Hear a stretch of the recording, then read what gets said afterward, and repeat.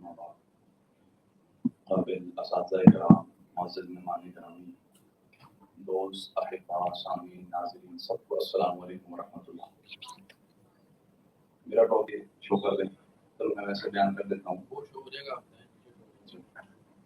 کہ مولانا مودودی کا تصور تعلیم کیا ہے، کب نو آبادیاتی اثرات سے نجات اور اسلامی تعلیمی نظام کی تشکیل۔ اس کائنات کی سب سے بڑی جو نعمت اللہ نے ہمیں عطا کی ہے وہ نبی پاک صلی اللہ علیہ وسلم کی ذات میں ہمیں عطا کر دی۔ نبی پاک صلی اللہ علیہ وسلم کو اللہ تعالیٰ نے اتنے کمالات سے نوازا کہ کائنات کا سارا علم، عقل، جہاں پر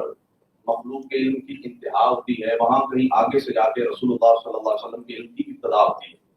تو رسول اللہ صلی اللہ علیہ وسلم نے اسی طرح صحابہ کرام کی تربیت کی، صحابہ نے تابعین کی، تابعین نے تبع تابعین کی، یہ سلسلہ چلتا رہا۔ نبی پاک صلی اللہ علیہ وسلم نے یہ سمجھایا، سکھایا، اسلام اس چیز کا نام نہیں ہے کہ آپ گردن جھکا کے رکھیں۔ مولانا مودودی کا ایک جملہ بڑا دل پہ لگتا ہے، جا کے میں سو رہا تھا کہ وہ کہتے ہیں کہ اسلام اس چیز کا نام نہیں ہے کہ تم جھکے رہو، حاکم جو ہے وہ کافر رہے اور تم مغلوب اور محکوم بن کے رہو، بلکہ اسلام اس چیز کا نام ہے کہ تم سر اٹھا کے جیو، حاکم تم بن کے رہو، کافر تمہارا ذمہ اور محکوم بن کے رہے، مغلوب بن کے رہے۔ یہ چیز ہم نے 1200 سال تک دیکھی ہے، مسلمان حاکم بن کے رہے اور کافر مغلوب بن کے آئے۔ سلطنت عثمانیہ دیکھ لیں، اس سے پہلے دیکھ لیں، مسلمان ہمیشہ حاکم بن کے رہے۔ اس کی وجہ کیا رہی ہے؟ اس کی وجہ یہ رہی ہے کہ وہ جو تربیت رسول اللہ صلی اللہ علیہ وسلم نے جس کی ابتدا کی تھی وہ چلتا آیا سلسلہ،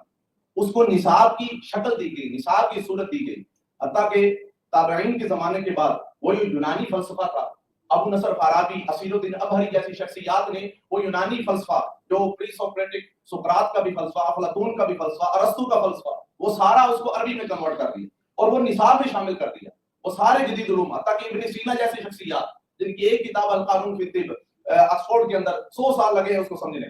اتنی بڑی بڑی شخصیات ہمارے مذہب اسلام کے اندر پیدا ہوئی اور انہوں نے کام کیا، اور اسلام جو ہے وہ 1200 سال تک حاکم رہا ہے۔ پھر بر صغیر کے اندر ایک سسٹم آتا ہے، کولونیل سسٹم، جس کو نو آبادیاتی نظام کہتے ہیں، استعماری نظام کہتے ہیں۔ اب ماشاءاللہ سارے اسکالر پڑھے لکھے ہیں، جانتے ہیں۔ اب اس نظام میں انہوں نے کیا کیا کہ انہوں نے آ کے یہاں پر حکومت قائم کر لی، انگریزوں نے آ کر، اور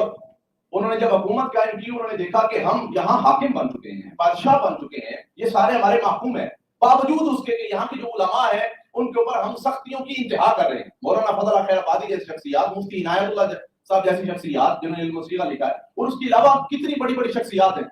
کہ جن کو انگریزوں نے کالے پانی کے اندر اور اس جزیرے کے اندر پتہ نہیں کہاں کہاں کتنی تکلیفیں دی، باوجود اس کے وہ کیا کہتے تھے کہ اس کے خلاف، انگریزوں کے خلاف جہاد فرض ہو چکا ہے، تم اٹھو اور ان کے خلاف تلوار اٹھاؤ، ہم مسلمان ہیں، ہمارا کام گردنیں جھکانا نہیں، گردنیں اٹھانا ہے، ہم نے اسلام کو تخت پہ لے کے آنا ہے اور ہم نے بتانا ہے۔ اور لیکن انہوں نے، انگریزوں نے دیکھا کہ یہ کیا چیز ہے کہ اتنے ظلم کے باوجود بھی ہم نے جو کر سکتے تھے کیا، یہ مسلمان اپنے موقف سے پیچھے نہیں ہٹ رہے، اپنے نظریے سے پیچھے نہیں ہٹ، اس کی وجہ کیا ہے؟ تو انہوں نے دیکھا کہ ان کی جو تربیت ہے، ان کا نصاب ہے، یہ جو نصاب ہے نا ان کا، اگر یہ تبدیل کر دیا جائے تو اپنی جو نسل ہوگی، نئی جنریشن، وہ تو موم کی طرح بچے جب پیدا ہوتا ہے، بڑا ہوتا ہے، اس کو تو نہیں پتا اچھا کیا ہے برا کیا ہے۔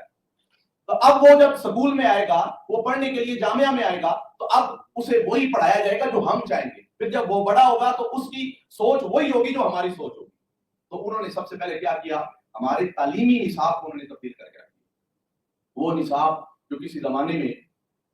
بڑا نظام الدین سیالوی علیہ الرحمہ نے درس نظامی کے نام سے جو شروع کیا تھا، جس کے اندر تمام علوم تھے، جس کے اندر اسٹرانومی، جس کے اندر یہ جو علم حیات ہے، جس کے اندر علم ہندسہ ہے، جس کے اندر علم المیراث ہے، صرف و نحو، منطق ہے، بلاغت ہے، علم معانی ہے، بدیع ہے، تمام علوم جس کے اندر پڑھائے جاتے تھے اور لوگ پڑھتے تھے۔ قاضی مبارک تک منطق تھی اور شمس بازغہ تک فلسفہ تھا، تو تمام علوم پڑھائے جاتے تھے۔ لیکن کیا ہوا کہ سر سید احمد خان کو آگے کر کے کہا گیا کہ لو جی، جس کے پاس اسکول کی ڈگری ہوگی، یونیورسٹی کی ڈگری ہوگی، نوکریاں اسی کو ملے گی، تنخواہ پیسے اسی کو ملیں گے۔ تو پھر یہی ہوا کہ جو جامعات ہیں، جو مدارس ہیں، جو علم ہے، اس کی ویلیو کم ہوتی گئی، ڈگریوں کی ویلیو بڑھتی گئی، اور اس کا نتیجہ کیا نکلا کہ آج فلسطین کے اندر آپ دیکھ لیں 60,000 معصوم بچے ذبح کر دیے گئے، لیکن 57 اسلامی ممالک کی جرت نہیں ہوئی کہ اس کے خلاف کچھ ایکشن لے سکے۔ کیا وجہ ہے؟ کہ ہماری نس نس کے اندر، ہماری سوچ کے اندر وہ امریکہ اور وہ انگریز گھس چکے ہیں۔ یہ حقیقت ہے، ہمارے گھروں تک گھس چکے ہیں۔ آج جو مولوی ممبر پہ بیٹھ کے کوئی بھی مولوی لے لے, ممبر پہ بیٹھ کے بڑا امریکہ کے خلاف بولے گا, یہ ہے امریکہ, یہ ہے وہ ہے. اگلے دن اس کو کہا جائے لو جی تھوڑا ویزا لگ گیا امریکہ کا, اتنے بجلی فری, گیس فری, کھانا فری, عشاء فری, مولوی صاحب رات نہیں کرنی, اگلے دن امریکہ پہنچے ہونا, کہ وہ ہماری نس نس میں گھس چکا ہے, ہماری رگ رگ میں گھس چکا ہے.